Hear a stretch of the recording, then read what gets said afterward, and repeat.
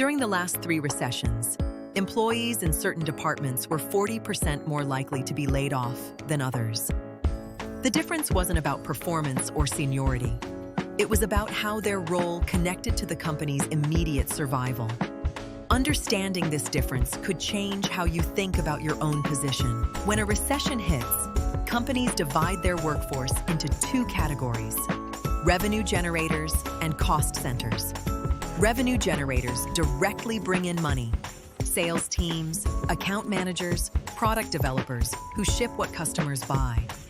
Cost centers provide support: HR, marketing, administrative roles.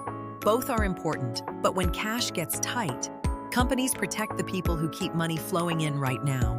This isn't fair or unfair. It's just how the math works when survival is on the line. During the 2008 recession, support departments saw an average headcount reduction of 23%, while sales and customer-facing roles dropped only 11%. The gap was even wider at companies that survived versus those that didn't. The survivors protected their revenue engine first, then rebuilt support functions when conditions improved. 2 factors matter most during layoff decisions: visibility and measurable value. Visibility means people above you know what you do. If your manager's manager couldn't explain your role in 30 seconds, that's a problem. Measurable value means your contributions can be quantified. Saved the company X dollars. Increased efficiency by Y%. Managed Z accounts worth specific revenue.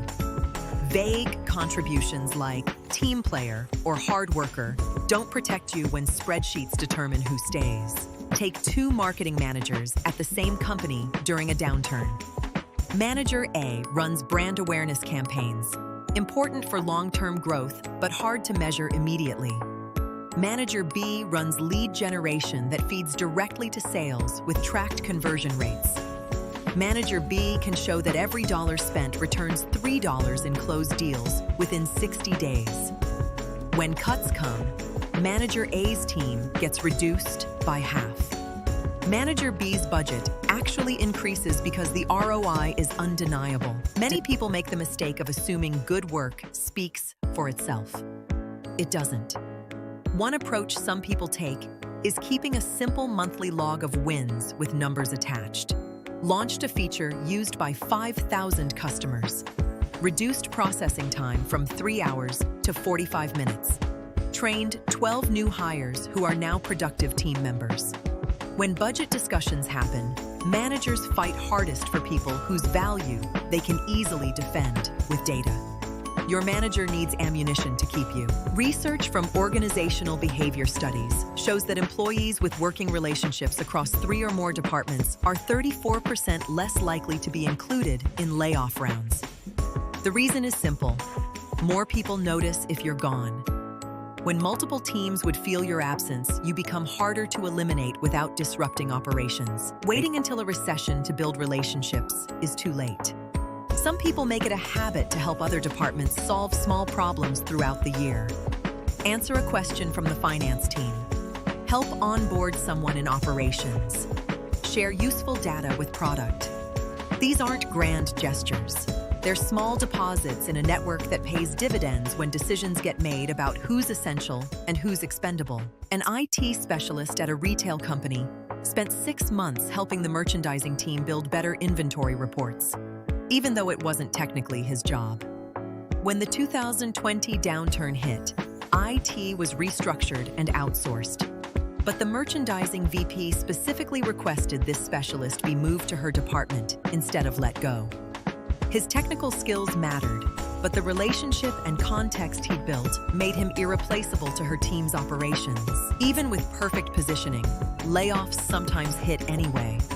One backup strategy is developing skills that transfer across industries. Data analysis, project management, clear communication, understanding basic financial statements. These aren't flashy, but they make you employable in sectors that might be growing while yours contracts. In 2008, some retail workers transitioned to healthcare administration. In 2020, some hospitality managers moved to logistics.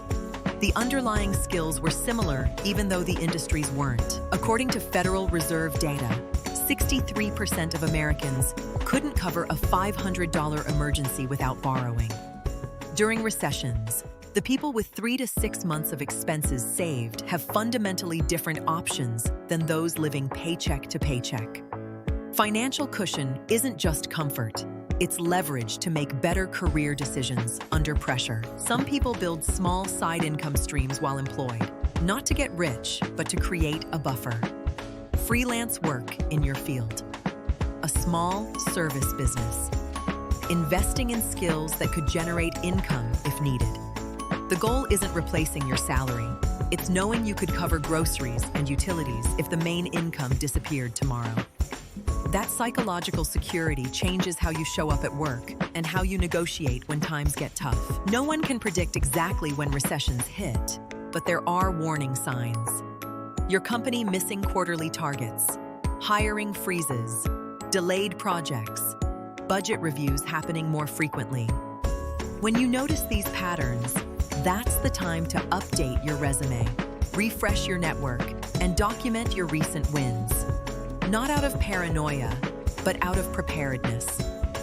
The best time to fix your roof is when the sun is shining, not when it's already raining. Everything covered here is for educational purposes only.